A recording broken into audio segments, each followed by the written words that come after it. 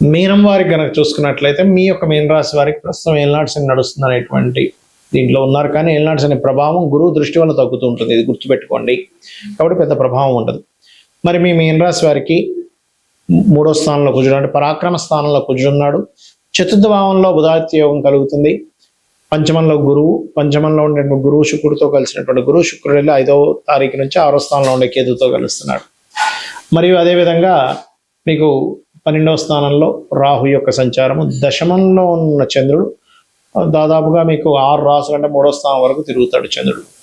ఈ యొక్క గ్రహస్థితిని అనుసరించి మీకు ఎలా ఉండబోతుంది, ఏ దేవతారాధన చేయాలి, ఎటువంటి విషయాల పట్ల మీరు జాగ్రత్త వహించాలి అనేటువంటి అంశాలు చెప్తుంది నేనైనప్పటికీ చెప్పిస్తుంది సాక్షాత్ లలిత అమ్మవారిగా భావిస్తూ ఆ లలితాంబిక అమ్మవారి యొక్క అనుగ్రహం మీకు పరిపూర్ణంగా కలగాలని మనస్ఫూర్తిగా కోరుకుంటూ, ఇక్కడ గమనించినట్లయితే ఈ యొక్క రాశిలో ఉండేటువంటి శని యొక్క ప్రభావం ఒక రకంగా స్ట్రెస్ని ఇస్తున్నప్పటికీ ఇప్పుడు తగ్గిందని చెప్పుకున్నాం మనం. కాకపోతే మీరు ఇన్వెస్ట్మెంట్ చేసేటప్పుడు 4వ తేదీ, 5వ తేదీ, 6వ తేదీ చాలా జాగ్రత్తగా ఉండండి, మోసపోతారు ఇన్వెస్ట్మెంట్స్ వల్ల. 6, 7 తేదీలు కూడా కొంచెం సంచార యోగం ఉంటుంది. 6, 7, 8 తేదీలు కూడా కొంత సంచార యోగం ఉంటుంది. అయితే భూమి మూలంగా, గృహం మూలంగా, పంట మూలంగా, లేకపోతే నిర్మాణాల మూలంగా, ప్రాపర్టీస్ మూలంగా ధనయోగం కలుగుతుంది. కాకపోతే ప్రాపర్టీస్ మూలంగా కొంత ఘర్షణ కూడా కలుగుతుంది. ఎంతైనా కూడా 3లో కుజుడు ఉన్నందుకు కొంత పరాక్రమంగా మనం చేసేటువంటి కొన్ని పనుల వల్ల కొన్ని సంతానం కోసం చేసే ప్రయత్నం కొంతవరకు ఫలిస్తుంది. కాకపోతే ఇక్కడ ఈ ప్రాపర్టీస్ మూలంగా కొంత ఘర్షణ కూడా ఉందని చెప్పుకున్నాము. స్త్రీలకు ఎట్టి పరిస్థితుల్లో అప్పులు ఇవ్వడము, అదేవిధంగా స్త్రీలతో అనవసరంగా గొడవల జోలికి వెళ్ళకండి, అనవసరంగా ఇరుక్కుంటారు ఈ సమయంలో. ఏలినాటి శని నడుస్తున్న ప్రభావం కాదది, శుక్రుడు కేతువు కలిసి 6వ భావంలో ఉండే ప్రభావం. ఎందుకంటే చాలా మంది అనుకుంటే ఏలినాటి శని నడుస్తున్నందుకే నాకు గొడవ వచ్చిందేమో, ఇవి ఇరుక్కున్నాను కాదు. ఒకటే గ్రహం కాదు, మిగతా గ్రహాలు కూడా పనిచేస్తుంటాయి, ఇది గుర్తుపెట్టుకుని. శని ఒకటే కాదు. అదేవిధంగా విదేశాలకు వెళ్ళాలనుకునేటువంటి వారికి చాలా అనుకూలంగా ఉంది. వివాహ నిర్ణయాలు తీసుకోకపోవడమే మంచిది చెప్పాలంటే. కాకపోతే ప్రేమించిన వారిని వివాహం చేసుకోవాలనే ప్రయత్నం చేస్తారు, కొంతవరకు సఫలీకృతం అవుతారు. మరియు అదేవిధంగా ఇక్కడ గమనించినట్లయితే కొంత వర్క్ స్ట్రెస్ అనుకోండి, సక్సెస్ రేటు ఉంటుంది, లాభాధిపతి శని అవుతున్నాడు కాబట్టి. కాకపోతే రాహు యొక్క ప్రభావం కూడా శనితో ఉన్నందుకు కొంచెం ఇంట్లో గుగ్గిలం వేయడము, దీపారాధన చేయడం ఇవి ఎక్కువగా చేస్తూ ఉండండి. దీని యొక్క ప్రభావం వల్ల మీకు అన్ని విధాలా బాగుంటుంది. కొన్ని గ్రహాల యొక్క కంజంక్షన్ ఏవైతే ఉంటుందో, ఈ కంజంక్షన్స్ అనేటువంటివి మీ పర్సనల్ చార్ట్లో ఉన్నా, లేకపోతే జనరల్గా గోచారంలో వచ్చినప్పుడు ఒక 15 to 20% దాని ఎఫెక్ట్ చూపిస్తుంది. మీ పర్సనల్ చార్ట్లో వచ్చినప్పుడు మీకు ఆ మహాదశలో అంతర్దశలు వచ్చినప్పుడు మాత్రమే ఎఫెక్ట్ చూపిస్తుంది. ఎందుకంటే ఈ విషయాన్ని నేను మీకు ఎందుకు పర్టికులర్గా చెప్తున్నా అంటే, ఇవాళ మనం చూసినటువంటి ఇప్పుడు ఈ 15 రోజులు పక్ష ఫలితాల్లో చెప్పుకునేటువంటి గోచారంలో చాలా స్పష్టంగా శుక్రకేతువుల యొక్క ఎఫెక్ట్ ఎక్కువగా ఉంటుందని చెప్పుకున్నాం. సో ఈ శుక్రకేతువుల యొక్క ప్రభావం ప్రతి ఒక్కరి జాతకంలో మీకు అది కంపల్సరీ బ్యాడ్ ఎఫెక్ట్ ఇస్తుందా, మంచి ఎఫెక్ట్ కూడా ఇస్తుందా అనేటువంటిది ఒక సిస్టమ్ ఉంది. అదేమిటి అంటే, శుక్రుడు ధనము, శుక్రుడు స్త్రీ, శుక్రుడు వివాహము, శుక్రుడు వాహనాలు, గృహాలు, లగ్జరీ లైఫ్. ఈ యొక్క శుక్రుడు కేతుతో కలిసినప్పుడు ఏమవుతుందంటే, ఒక్కొక్కసారి వాంటెడ్లీ వీళ్ళకి వాటి మీద ఇంట్రెస్ట్ లేకపోవడం జరుగుతూ ఉంటుంది, లేదా వాటి కోసం ఎంతో ప్రయత్నం చేస్తున్నా సరే సంపాదించినట్టే సంపాదించిపోవడం కూడా జరుగుతూ ఉంటుంది. అయితే ఇది ఎప్పుడు మీరు గనక శుక్ర మహర్దశ కానీ కేతు మహర్దశ కానీ మీ లైఫ్లో ఉండాలి. అంటే ఉదాహరణకి అశ్విని నుంచి మనకి 27 నక్షత్రాలు ఉంటాయి. అశ్విని భరణి దాటిన తర్వాత కృత్తికలో పుట్టారు ఉదాహరణకి, వాళ్ళ శుక్రదశ ఎప్పుడు వస్తుందండి? రాదుగా. వాళ్ళకి ఎప్పుడు వస్తుంది? దాదాపుగా 90 ఏళ్ళకి వస్తుంది. 90 ఏళ్ళకి ఎప్పుడు అప్పుడు ఫలితమే ఉంటుంది, బాగా ఏజ్డ్ పర్సన్ అయిపోయి ఉంటాడు. కాబట్టి అది కాదు. మీరు ఉదాహరణకి అశ్విని నక్షత్రంలో పుట్టారు, లేదా భరణి నక్షత్రంలో పుట్టారు, లేదా రేవతిలో పుట్టారు, లేదా ఉత్తరాభాద్రలో పుట్టారు, ఒక ఏజ్లో వస్తాయి, అప్పుడు చూసుకోవాలి. అది కూడా ఏంటి, శుక్రుడు బాగుంటే మంచి ఫలితం, శుక్ర మహర్దశ.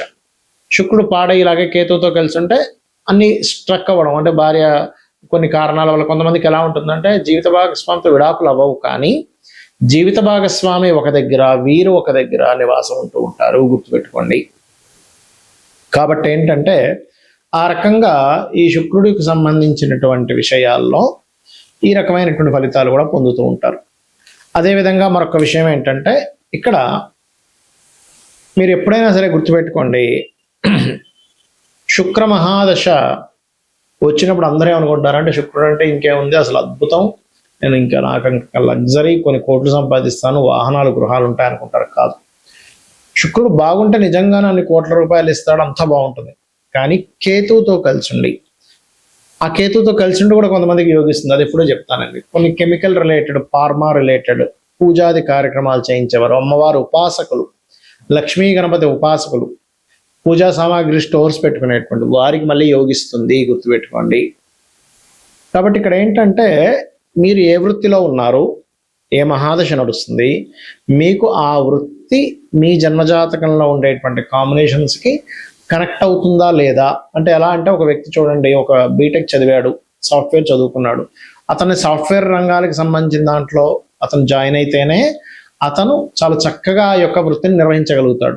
అలా కాకుండా అతన్ని తీసుకెళ్ళి మెకానికల్లోనే వేశారు, లేకపోతే మ్యాథ్స్ టీచర్గా చెప్పమన్నారు, లేకపోతే ఇంకోటి ఏదో చేయమన్నారు, చేయలేడు. అంత మాత్రం చేత అతని దగ్గర టాలెంట్ లేనట్టు కాదు. అలాగే ప్రతి జాతకంలో కూడా ధనయోగం ఎందులో ఉందో తెలుసుకోవాలి. ధనయోగం లేకపోవడం కాదు, ఉంటుంది, కానీ అది ఎందులో ఉందో తెలుసుకోగలగాలి. చాలా మంది చూడండి, నేను చాలా వ్యాపారాలు చేశానండి, ఆఖరి హోటల్ పెట్టుకుని బాగా నడుస్తుంది అంటారు. లేదా కొంతమంది చాలా వ్యాపారాలు చేశాను, చాలా ఉద్యోగాలు చేశానండి, స్క్రాప్ షాప్ పెట్టుకున్నాను సార్, కోట్లు సంపాదించాను అంటాడు. అంటే ఏమిటి, వాళ్ళకి దాంట్లోనే ఉంటుంది. మరి అంతకుముందు ఎందుకంటే అవన్నీ చేశారు, జాతకంలో ఇది ఉంటాయంటే వాళ్ళకి అవన్నీ చేసి నష్టపోయే యోగం కూడా ఉంటుంది. బ్యాడ్ పీరియడ్ ఒకటి నడుస్తూ ఉంటుంది, దాన్ని కూడా సెట్ చేసుకోవచ్చు. ఈ కలియుగంలో నామస్మరణ ద్వారా వృత్తిలో మీరు సరిగ్గా రాణించలేకపోతున్నారు, ఓం మాణిక్య మకుటాకార జానుద్వై విరాజితాయ నమః చేయండి, చక్కగా వృత్తిలో సెటిల్ అవుతారు. ఏంటి ఫైనాన్షియల్గా నాకు ఎప్పుడు ఇబ్బంది ఉంది, ఓం సంపత్కరీ సమారూఢ సింధుర వ్రజ సేవితాయ నమః, లేదా ఓం ధర్మాధ్యక్ష ధనాధ్యక్ష ధనధాన్య వివర్ధిని నమః చేసుకోండి. లేదండి నాకు హ్యాపీనెస్ లేదు, చాలామంది అంటుంటారు, ఏమండి ఏంటో నాకు లాభస్థానం పాడైపోయింది, లాభంలో శుక్రకేతువులు ఉన్నారు, అందుకే నాకు హ్యాపీనెస్ లేదు అంటూ ఉంటారు. అలాంటప్పుడు చాలా చక్కగా అమ్మవారి పాదాలు పట్టుకొని అమ్మవారిని ఓం ఇంద్రగోప పరిక్షిప్త స్మరతోనాభజంగికాయ నమః అనే మంత్రం చేయండి, ఖచ్చితంగా బాగుంటుంది.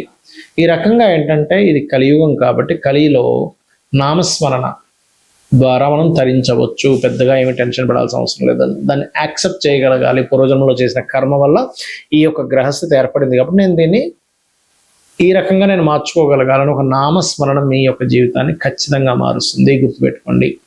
ఇక ఈ కాంబినేషన్స్ ఎప్పుడు కూడా కొన్నిసార్లు ఒక అద్భుతమైన కాంబినేషన్ కూడా ఉంటుంది. ఆ చంద్రమంగళ యోగం ఉందండి, బుధాదిత్య యోగం ఉందండి అని చెప్తూ ఉంటారు కదా. ఆ యోగం ఉన్నప్పుడు ఏంటంటే మీకు ఒకటి గుర్తుపెట్టుకోండి, ఆ యోగం పాపకత్తెరలో ఉంటే రాదు, మళ్ళీ మీకు ఫలితం శుభకత్తెరలో ఉంటే బాగా వస్తుంది. సో ఒక గ్రహం ఇంకో గ్రహాన్ని కలిసినప్పుడు ఒక యోగం ఏర్పడినప్పుడు, యోగం అనేటువంటిది ఒక రాశిలో ఉన్నప్పుడు ఏర్పడుతుంది, నక్షత్రంలో ఉన్నప్పుడు ఏర్పడుతుంది, ఒక గ్రహంతో కలిసినప్పుడు ఏర్పడుతుంది.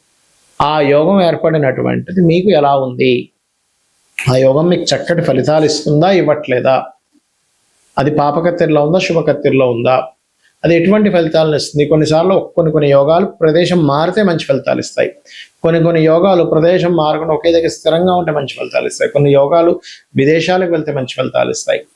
అలా ఏంటంటే ఆ యోగం ప్రదేశం మారడం వల్ల ఉందా, మారకపోవడం వల్ల ఉందా, ఏ వృత్తిలోకి వెళ్ళడం వల్ల ఉంది, కొంతమందితో దూరంగా ఉండడం వల్ల ఉందా, కొన్ని పార్ట్నర్షిప్స్ చేయడం వల్ల ఉందా, కొన్ని పార్ట్నర్షిప్స్ చేయకుండా ఉండడం వల్ల ఉందా అనేటువంటిది స్పష్టంగా మీరు తెలుసుకోగలగాలి. ఇలా కనుక తెలుసుకొని మీరు కనుక చేయగలిగితే, అమ్మవారి నామాన్ని మీరు స్మరణ చేయగలిగితే ఖచ్చితంగా అన్ని విధాలా మీకు బాగుంటుంది.